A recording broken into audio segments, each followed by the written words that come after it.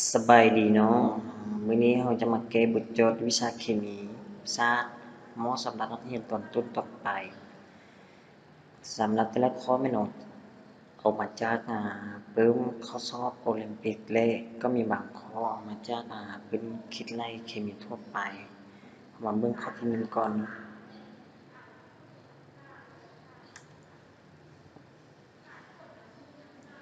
ข้อที่1เนี่ยสอบหาความเข้มข้นของอีออนเฮโดรนิอมและอีออนเฮโดรนิซิดรู้ว่าค่า pH ของอีออนเฮโดรนิอมและอีออนเฮโดรนิซิดนี้มันเท่ากับ 4.5 แล้วเราอยากรู้ว่าอีออนเฮโดรนิอมและอีออนเฮโดรนิซิดนี้มีความเข้มข้นเท่าใดมาเบิ่งในการแก้นี่เราจากสูตรpH เท่ากับลบของลดอีออนเฮโดรนิอมแล้วในเมื่อเพิ่นกำหนดค่า pH เข้ามาแล้วเรามาแทนใส่สูตรเลยก็ได้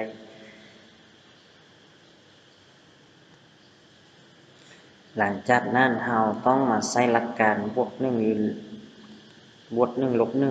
1เข้ามาเพื่อให้ศูนย์ผลตัวนี้เท่ากับศูนย์ผลตัวนี้มาเบิ่งว่าเราจะเฮ็ดแนวใดให้มันเท่ากันได้อยู่ในนี้เราต้องเอาบวก1บวก4เป็นบวก5ลบ1บวกใส่ 0.5 จะกลายเป็นลบ 0.5 บวก1บวก4เป็นบวก5ลบ1บวกใส่ 0.5 เป็นลบ 0.5 อยู่ในนี้เราจะเฮ็ดแนวใดเพื่อให้ลดตัวนี้หมดไปโดยเราต้องมาเพิ่มเอาลบมาช่วยเพื่อให้ลดตัวนี้หมดไป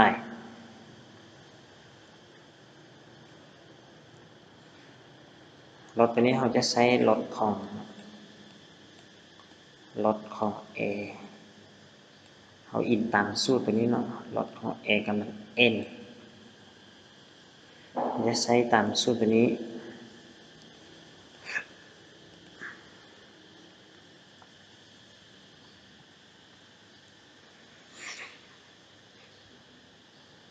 เราเพิ่มเอาลดของ10กำลัง5ลบใส่ลดของ 3.2 มาช่วยเพื่อให้ลดหมดไปลดของ 3.2 นี้เท่ากับ 0.5 แล้ว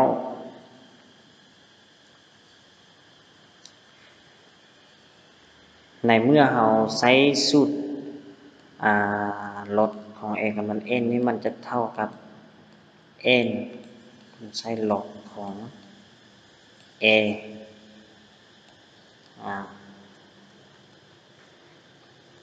แล้วมันจึง n นี้ก็คือ 5a คือ 10 n คือ 5a คือ 10ลบของ 10 เท่ากับ 1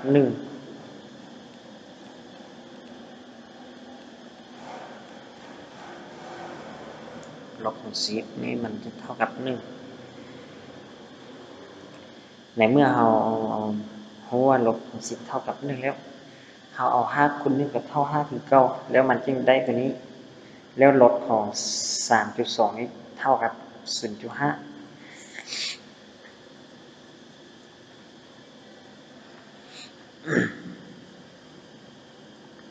วันนี้เรา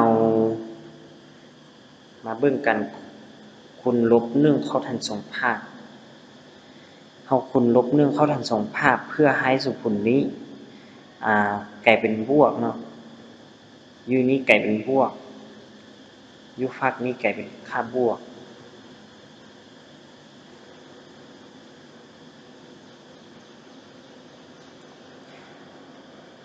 เฮาคูณลบ1เข้าทั้ง2ภาคแล้วก็จะได้ลบ1คูณให้ลบของอีออนฮิวในอ้อมเท่ากับคูณลบ1เข้าใส่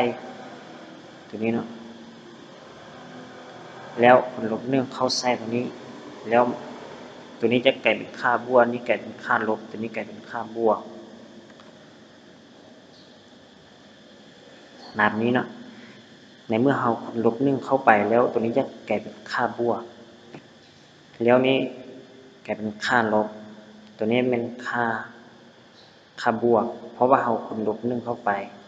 ลบคูณลบกลายเป็นบวกแต่อยู่ในนี้เฮา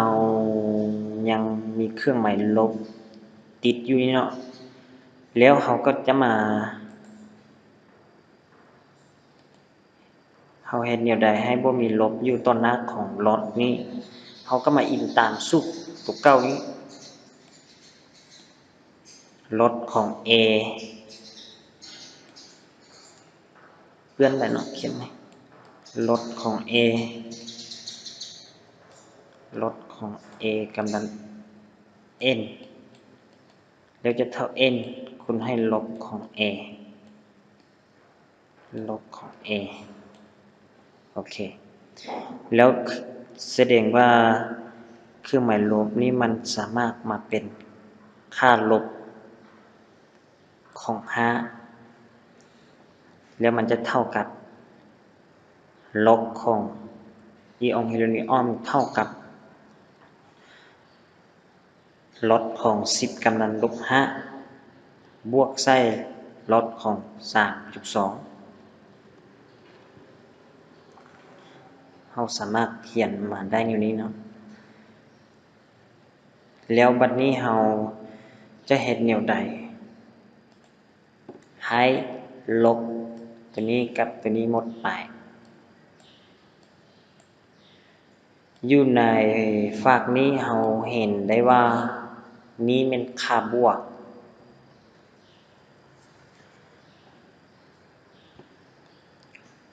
นี้เป็นค่าบวกตัวนี้เป็นค่าบวกฉะนั้นเราสามารถแยกเอาลบทางพวกนี้และพวกนี้เป็นตัวเดียวแยกออกแยกตัวลบนี้ออกให้เป็นตัวเดียวแล้วเราก็มาใส่อิงตามหลักการเนาะเราเอาจับผลบวกกลายเป็นผลคูณตอนนี้เราจะแยกเอาลบออกให้ได้ตัวเดียว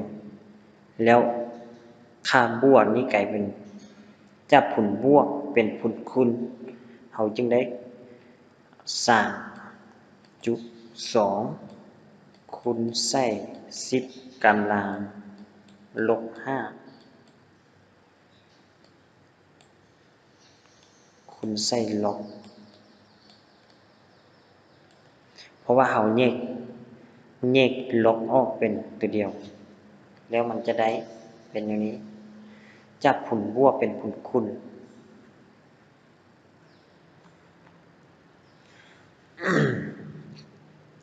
โอเคมาฮอดขั้นตอนนี้เราสามารถคัดเอา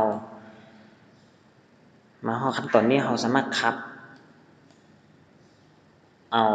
ลดนี้ออกได้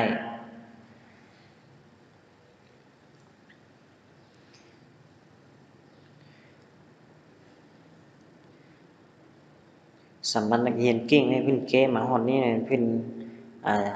ส่วนหลายเพิ่นจะคัดออกแต่ว่าให้มันถึกหลักการแท้แม่นเฮาเอาอีออนฮิโรนิออนตัวนี้ให้มันละเอียดบวกเนาะเราต้องเขียนอย่างนี้ให้มันละเอียดลบของลบของ 3.2 คูณให้10 กำลังลบ 5เอามาหารให้ลบเราจึงสามารถหารกันได้ออกคือการแต่ว่าเกเบ็ดปารนัยหรือว่าเกอหยังเราสามารถคำอย่างนี้ได้แต่ว่าเราเกเป็นบุคคลนักเรียนเก่งแม่นเราต้องมาเฮ็ดให้ตามขั้นตอนคือตัวนี้มันจึงได้คะแนนนะ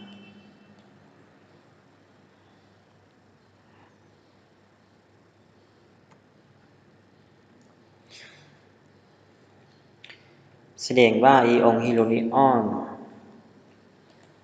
จะมีความเข้มข้นเท่ากับ 3.2 คูณให้10 กำลัง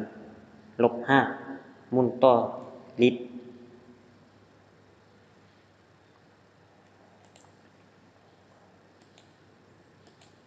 บัดนี้เราจะไปซอกหาความเข้มข้นของอีองฮิโลนิซิต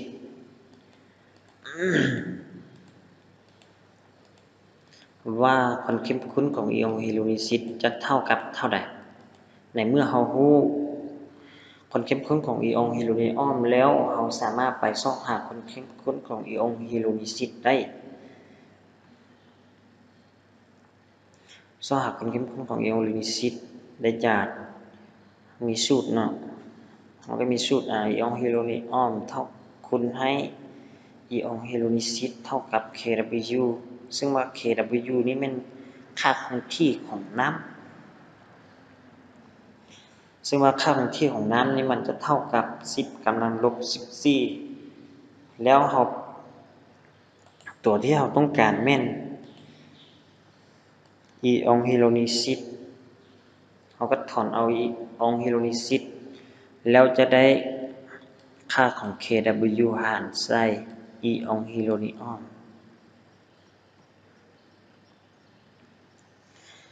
ในเมื่อเรารู้